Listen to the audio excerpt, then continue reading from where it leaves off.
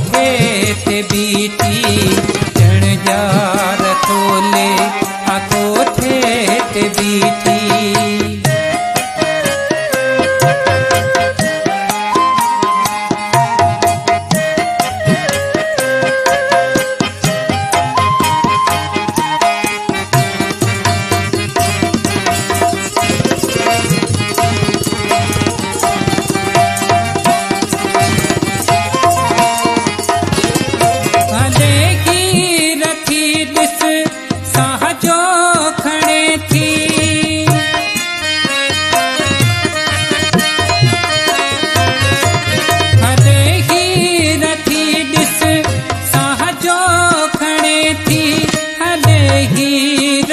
दिस साहजो खणे थी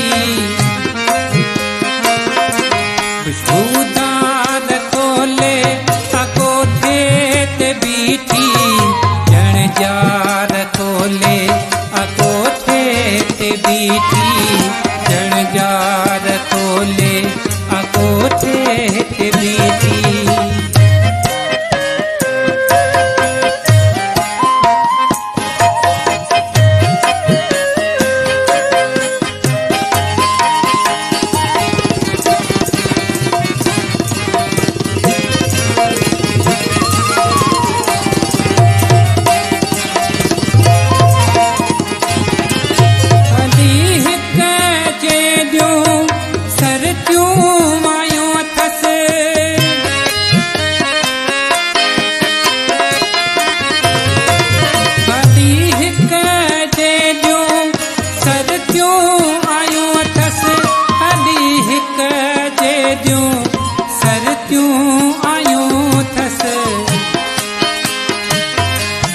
खटकार खोले आ कोठे ते बीठी जण जार खोले आ कोठे ते बीठी जण जार खोले आ कोठे ते बीठी।